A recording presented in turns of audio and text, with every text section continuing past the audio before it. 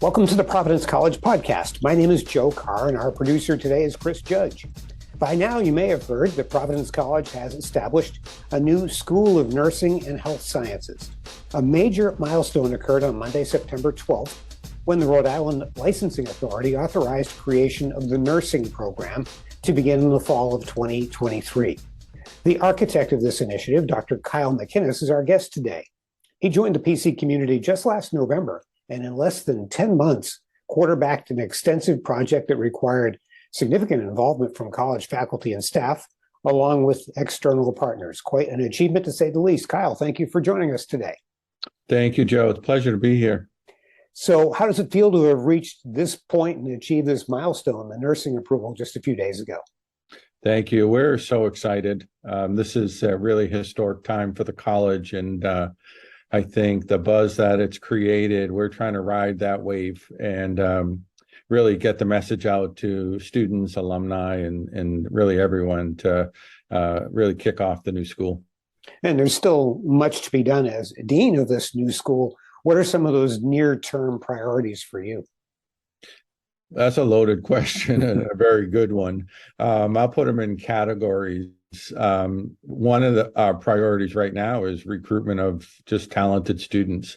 So Raul Fons and his team in admissions are on the road, as they do for all of our schools at Providence College, really out there telling everything that that PC has to offer. And so we're in great hands, but it's new. The window of opportunity in the recruitment phase is small. So there's a lot of priority right now into really recruiting the first class of students.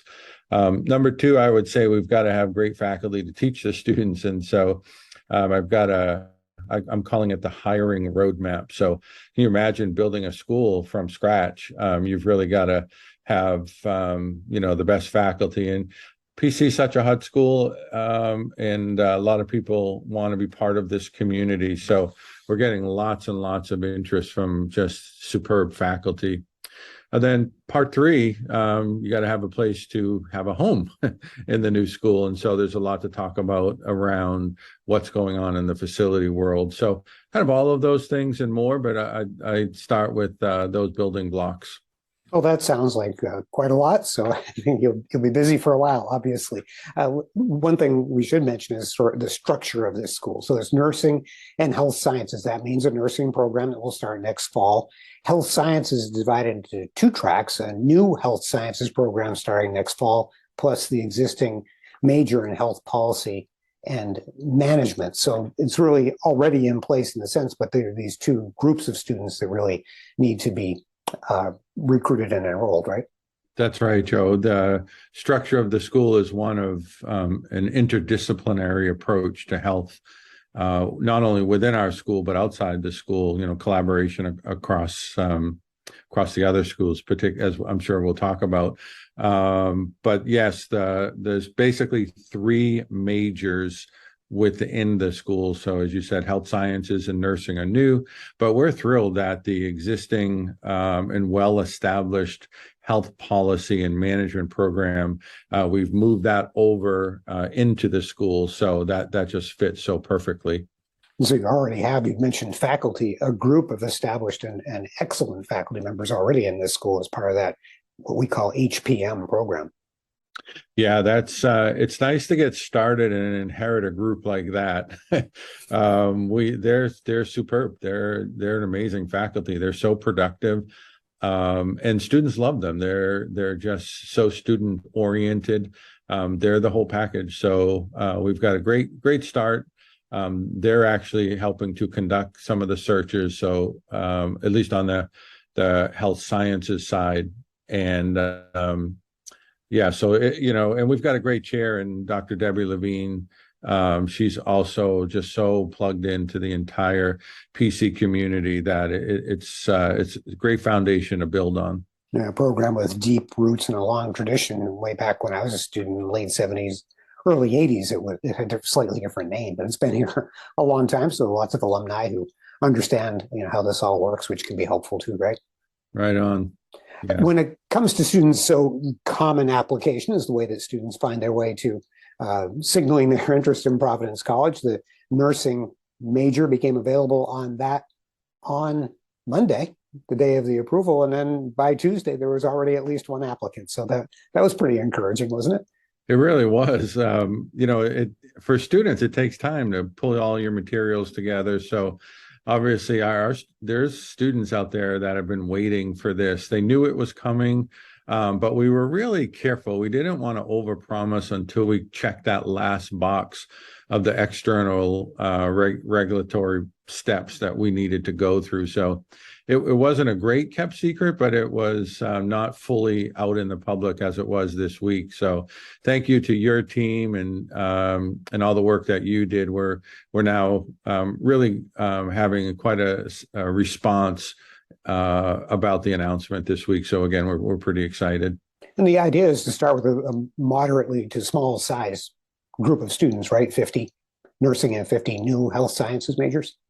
That's right. So that's 100 new students. So it's incremental increase in the size of freshman classes, honestly, going forward. So each year from this point forward, we've got all the other majors at the school, great things happening across each of the schools at PC.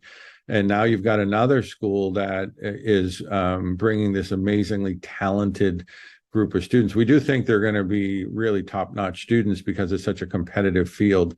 So yeah, we'll have 100 new students, and then the following year we will have about 75 new students in each of those two majors. So when we're fully matriculated with just these two new programs, it's about 600 new students. We'll spend some time on nursing specifically in a minute, but let's talk a little bit more about this new track in health sciences. What will students in that major study? What will the potential outcomes be? What do we mean by allied health, by the way?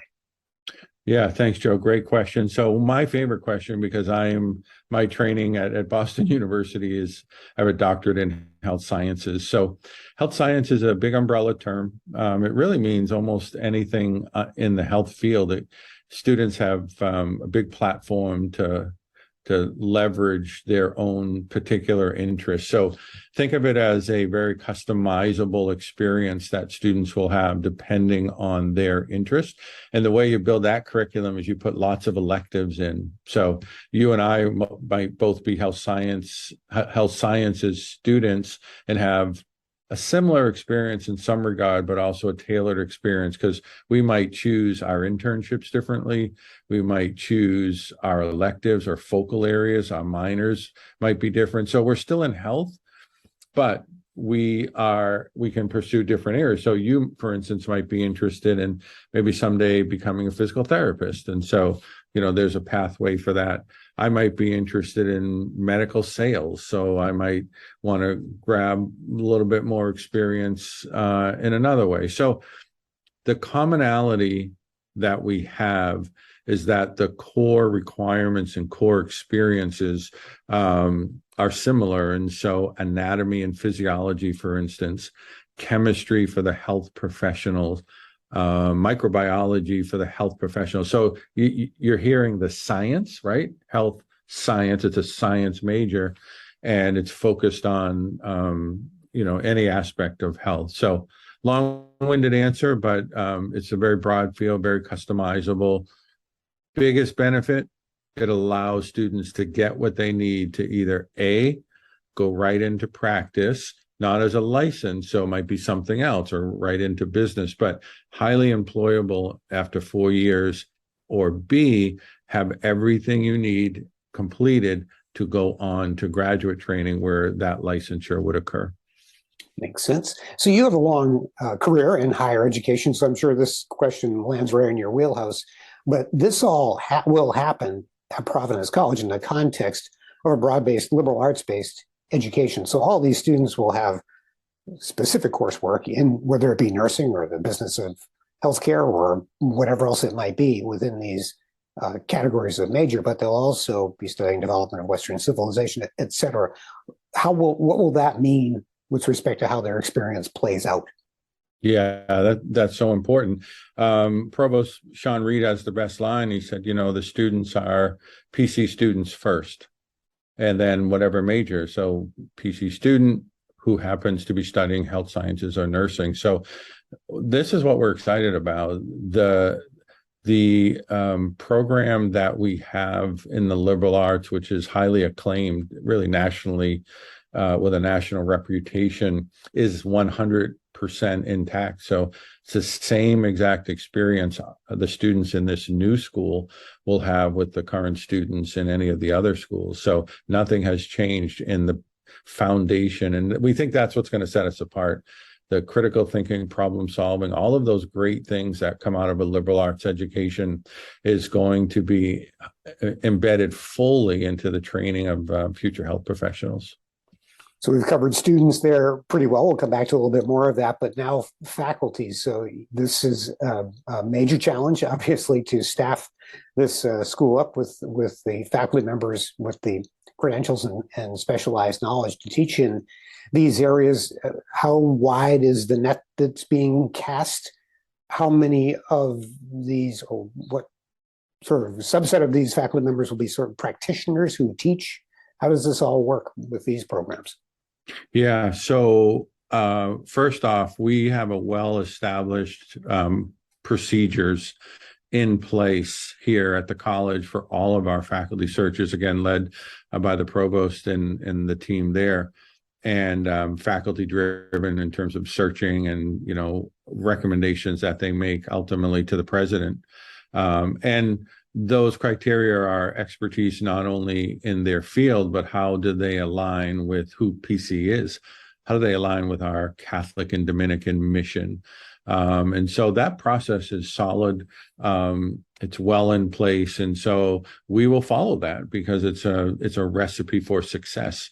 We'll do national searches, and we're already off and running. So we have a national search right now for the foundational course in anatomy and physiology, and we got enormous reply to that. And we're kind of towards the end of the screening out, but if they all go like this, we're in great shape. It's a big undertaking, and as important as anything, right? To get those folks in place and to find the people who fit and who will really be great contributors to this cause. And Joe, I would just add real quickly on that too. I want to make sure I mention, what are the characteristics? I mean, we call them teaching scholars. This is a student first teaching institution, and the faculty that we look for are those that are ultimately going to be great with students, but also scholars and real experts in their field. And so that our students are learning from the best, but our faculty want to be with students. They want to spend time with them. So we know what we're looking for. And again, you align those characteristics with, in particular, faculty that want to come to a liberal arts institution and a Catholic liberal arts institution at that. So we have all the pieces in place, and we then go out on a national search and look for the best. One thing that I suppose won't hurt is the potential of the opportunity to work in a state-of-the-art brand new facility. So to come back to that third priority, work is well underway on figuring out where all of this will happen and what that building will look like. So tell us more about the thinking with respect to where this will all occur. Yeah, there's nothing like the new car smell to, when you're out looking for people to come for a ride, I guess. So we were actually doing this in two phases, and we have such talent in John Sweeney, and who's the CFO here, and he's really the mastermind with figuring out how this all works on this plot of land we have in the middle of the city. But it's a two-phased approach. The first phase is that we're gonna renovate a portion of the Feinstein building up on the fourth floor. So there's a nice piece of real estate up there that hasn't been used in a number of years. You probably could tell us the history of that building and that space, but about 3,000 or so square feet. And so that when freshmen get here in the fall will be completely redone. And that will be the site of their anatomy and physiology course. So over 100 students will be taking, in a number of sections throughout the day. Just fantastic, great windows, great view of the city up there, where we've already ordered the equipment. We'll have really the finest types of technology-driven equipment. Like we have virtual cadavers, which is I can go into detail on that, but basically think about your iPhone being 8 feet long and being able to look into a cadaver and being able to dissect it virtually. So we have that kind of thing, augmented virtual reality, just really cool things. Students are really going to appreciate that. So we'll be there for 18 months or 3 semesters. So first class comes in, they do those types of courses there. They do everything else throughout the campus, all their development of Western civilization, et cetera. So they'll do fall, spring, they'll come back in the next fall, they'll do 1 more semester there. Then the magic really happens. Simultaneously, while being in that building, there'll be a construction of somewhere around 100,000 square foot, between 3 and 5 floors, where the Fennell building currently resides on the lower end of campus near the Smith Center for the Arts. Those of people listening who know that building, it's a big building, very long, kind of long and narrow. The health sciences building, to give you a feel for it, will be a little bit longer than that building where it used to be. So it'll be completely taken down, and it'll be wider, almost, I don't know if it's twice as wide, but significantly wider. Also, maybe deeper might be another way to characterize that, right? Deeper, yeah, right? Exactly. Further off that quad. That's right, from the quad into the existing parking lot down there. So it's a pretty giant building, and that will have the same thing that I was just talking about, with everything that you see in there is going to just be, your jaw will drop, because what's available to train students in the health sciences is pretty inspiring. So it'll be a spectacle. As a 2-year resident of Fennell basement, I'm taking this a little bit hard, but it's okay. By the way, if you had told me way back then that 40 something years later would still be in use, I don't think I would have believed it then. So we're lucky to have gotten this far with it. It's a great location on the eastern edge of the campus. 1 more year of Fennell Hall, though, so students can make the best of that experience. And it's so historic, although, it's been around for so long. Obviously, it has an amazing history, even before, it was a dorm and other things at the college. It has its root in the medical community, right? So it was an old hospital and many things, at one point even a dorm for nurses. So it's very appropriate. One thing I want to mention, though, is that serves such a really unique purpose on campus too. There's a lot of singles in there, unit. So there's a lot of thought and a lot of planning going on for kind of the reshuffling of those types of spaces and where they'll go on campus. Obviously, Shanley Hall, our newest dormitory, will be a big piece of this puzzle, over 350 beds. So there's a lot. It's like a domino.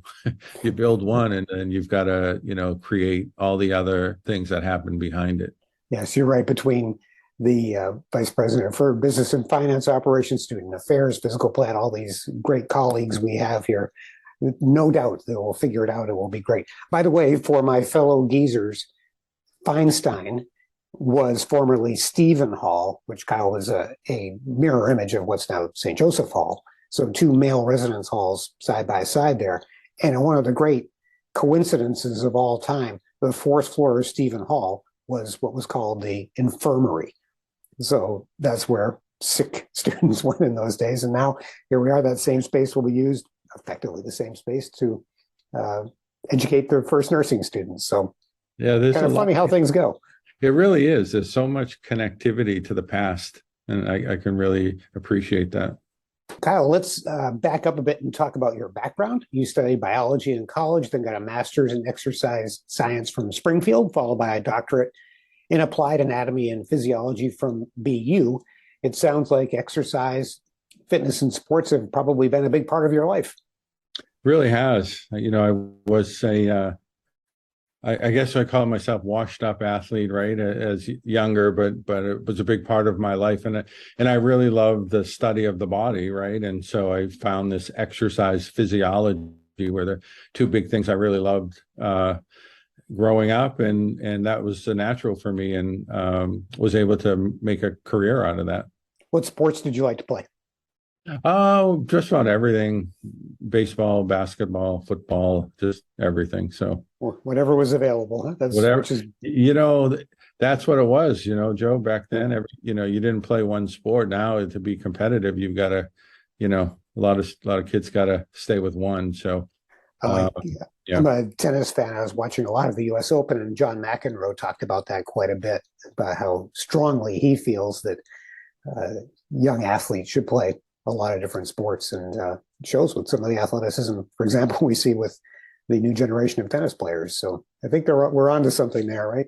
Yeah, absolutely. Yeah, there's a lot of sports medicine and physiology behind that too, with just the amount of repetition and using your body the same way. And so, but we've gotten so sophisticated in the training. I know the podcast isn't about that today, but it's really interesting. These are the types of things that an exercise physiologist might look at. It's the beauty of podcasts, Kyle. They can go anywhere, which is a fun part of this. But thank you for that aside. Interesting stuff. Tell us more about your scholarly work as a faculty member and researcher. You were at educational institutions, including UMass Boston and Merrimack, and some of the nation's really leading medical facilities, including Children's Hospital and Mass General. So in the Boston Medical Facility, tell us what your research areas have been. Thank you. I started out in kind of the rehabilitation side of healthcare and medicine, and in particular was very interested in the cardiovascular system. So my master's degree was in cardiac rehabilitation, a specialty in that, and that's about helping people restore their health once they've had an event like a heart attack or bypass surgery, that type of thing. So I did that for years and was doing that as a young faculty member in Boston Medical Center. And the cardiologist and I said, well, would love to really shift the paradigm, and how do we prevent some of these people from becoming patients? So really, that was a turning point. I really started focusing on prevention. And so helping people to eat healthier and to get exercise, and everything from sleep to stress, just really what's called lifestyle medicine. And then finally, the ultimate form of prevention is you go as young as you can go. And so I really got interested in pediatrics and kids. And so for the last decade, my work has really been around helping to promote healthy kids. And a lot of that is obviously lifestyle related. And in particular, I guess being in Boston and being in kind of the south side of Boston, the Dorchester area, I was really interested in health disparities. Both the adults and kids weren't equally healthy or equally unhealthy. There's a lot of mismatch, and having to do with their socioeconomic status and even race, genetics, a lot of those things. So that's what I did, Joe. I started out in the rehab world, and then got really interested in prevention. And then the ultimate prevention is the youngest, that we can get kids to be healthy. Now there's a lot of impact there. So imagine, the lives touched by that kind of work is very important, very impressive. Thank you. I really appreciate it. One of the areas, just one last thing to throw in there that in particular I was focused on was we're old enough to remember not having cell phones and not having Xbox and PlayStations and all those things. Our toys were much less sophisticated. But I got interested in the influence of technology on kids' health and kids' lifestyle. And mostly it's in a negative way, because it does the opposite, right? It engages them into sedentary behavior. And so my approach was really say, look, we tried TV turnoffs. There was a lot of that work at Harvard and some other things, and it works for a little while, but not really. And so I basically said, if you can't beat them, join them. How can we use technology to actually improve exercise and activity in children. So I really was at the front end of the wave of interactive fitness-based technology, active gaming, we called it. And so a lot of my early work started there and developed up into creating a program called Active Science, using technology and activity to actually teach science. And we were really fortunate that the Robert Wood Johnson Foundation got behind us and funded us over a long period of time, and we rolled out some national programs. Well, this is starting to sound like we need a separate podcast some other time about this. Really interesting. Yeah, But it's good stuff. There's a lot behind that, but yeah. So it sounds fascinating. So working with the faculty has been a big part of this initiative here at PC. What would you say about the involvement of the college's faculty in helping to shape the new programs in ways that they fit into the overall academic program? Yeah, look, I mean, we stood up a school in 10 months. That's just unheard of. And there's only one way to do that, and that's with a lot of hands on deck. And the faculty were massive in that. I mean, they helped us, and not just like science faculty, they were enormous in this, but our humanities faculty, our language arts, our math faculty, it's like, oh, I need a statistics course, but I don't have time for them to take calculus before that. Can we create something? Of course we can. And we'd sit and we'd hammer it out. So I am just so proud, so just beyond words. You can hear me struggle for words right now, and how valuable our faculty have been to create something so incredible as this. You know, the president of the Faculty Senate, Bob Barry, is a theologian. So a good example, right, of a partner from a humanities-based area. That's right. And Bob has a daughter who's a medical resident. So he knows, he gets it. And it's funny, you just find that all over the place with, you know, either a spouse who's in the field or a child or whatever. So, you know, it sounds like, well, they're from a much different field and that's not going to be relatable. But that's one thing about health. We can all relate to it. And so I think there was no boundaries across disciplines. It was just faculty helping to create something that they knew was important for the institution. Tell us a bit more about the work in establishing community partnerships. Yeah, well, my first stop was go to the go-to guy, Steve Morano, because I call him Mr. Rhode Island. He's just so well connected. So By the way, Steve is PC's Associate Vice President for Public, Community, and Government Relations. Thank you, Joe. And I can never get that title right, but Joe's across the hall for me. I mean, Steve is across the hall for me. So Steve basically, in his incredible network, set up all sorts of meetings for Father Sc.D and I and others to have conversations about this is what PC's vision is around a new school. How can we help? We want, to be part of the solution, especially coming out of the COVID world. We all know what happened there with the stresses and strains on the healthcare system. So we were able to have lots of conversations. We met, I think, with every CEO or president of hospitals, long-term care facilities, community health centers, just a pretty good variety of in the healthcare field. And the response was one after another is, yes, when can you get started? That points to, I think, an important consideration here, and that is timing, especially as it relates to the creation of a nursing program. I've heard you use the word crisis in this field. So there's a real need, right, for nurses right now.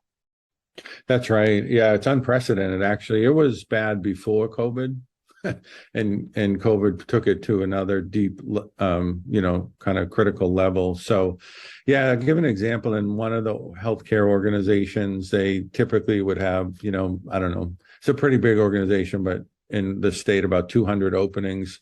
They now average, 1,000 openings at a time.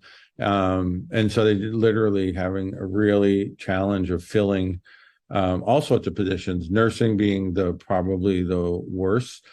And it's an older profession too. I think with COVID, it forced a lot of early retirements.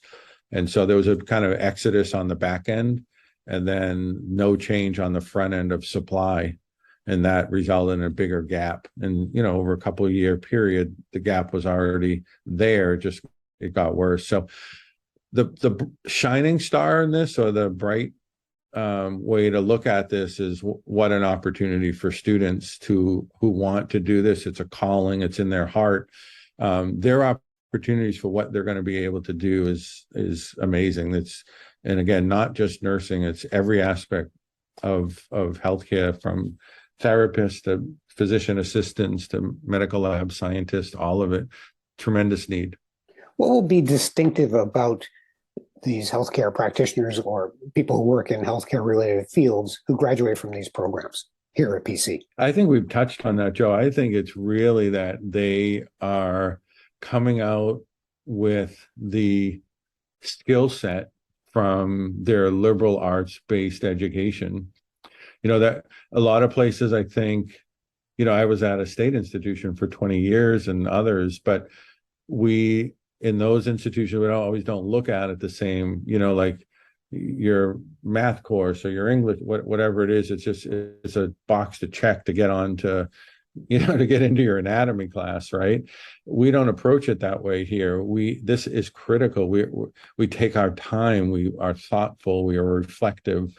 It's integrated into the fabric of the training of our students. So I think about a healthcare professional, a 22-year-old just graduating, they're loaded with all these skills, not only on the technical side that others are teaching, other places are teaching, but they've got this other kind of tool in the toolbox, if you will. And then the humanistic side, this is a very special spiritual place, and they are formed, if you will, through our mission and ministry led by Father Cuddy and Father Bolger and others in our whole Dominican community here. That, to me, that's not every day. That's not a typical student. And so I think the new PC healthcare student, and again, we were probably people listening to this that are already in healthcare who went on outside of PC and had that foundation and doing this amazing work. But we're going to make it, we're going to open the gate and have a better pathway for students who want to come in and experience that, that PC experience, but also serve up the healthcare while they're an undergraduate here. One last thing, speaking of Dominicans, God looks out for Dominicans, right? We all know that to be true. This is kind of a miracle, but there just so happened to be the perfect partner already in the Dominican order, Brother Ignatius Perkins. Tell us a bit about Brother Ignatius, his background, and his impact already and looking into the future on this nursing program. Yeah, so Brother Ignatius, I won't say his age because he doesn't seem to care about it. Nothing bothers Brother. Well, it starts with an 8. I guess he wouldn't mind us saying that, right? Yeah, exactly. He's a treasure. He's a gift. He was in the province. He has been a dean down in Nashville and in Louisville. He sits on boards of nursing bioethics. So think about his elder age, but he was one of everything that he did. He was one of the first. So he's a male nurse. He's got a PhD in nursing. He's a Dominican brother, and he's delivered on our doorstep. And so he guides me and helps me on, because I'm not a nurse. I'm a healthcare professional and a faculty member and an administrator. So we have this really resource to help make sure our curriculum is going to be the best. And he's guiding that process right now. He just has this kindness and graciousness about him too, which makes him, of course, fit right in beautifully. Exactly. Well, this has been a great conversation, Kyle. Really enjoyed speaking with you about this and watching this unfold in a matter of 10 months. You're right. That was a pretty aggressive timetable, but here we are, of course, with still a lot to do, but it's an exciting prospect for the future of Providence College. And we're all fortunate that you're here to lead us. And we'll look forward to checking in with you again in this format, maybe down the road a little bit. There will be a lot more developments to cover as we continue to work through this, right? Absolutely. And again, I want to thank your team, and I'm sure you've done this in many of your podcasts, but I think under the leadership of Father Sc.D, you just can't say enough about what he means to this institution. And under his new leadership, this is his vision. This is his, one of the many things that will ultimately be his legacy. But it all started with him. And we're really fortunate that he's our leader right now and guiding us through even the bigger picture of not only a new school, but all the great things we're doing across this campus in athletics, in our business school and arts and sciences and education, and you name it. PC is a hot place for a reason, and the biggest reason are the people that are here. And it starts, with Father Sc.D. So appreciate the opportunity to share my thoughts with you today, Joe. Totally agree. It is a big part of his strategic vision for the future of the college, and for it to happen in 10 months. The first time most people ever heard about this was during his inaugural address, October 1st last year. So this would only happen with that kind of leadership, obviously. So well said. All right. Thank you, Joe. Appreciate it. Thank you, Kyle. And thank you, listener, for joining us for this Providence College podcast. Episodes are available everywhere that you can find podcasts. For our producer, Chris Judge, I'm Joe Carr. Until next time.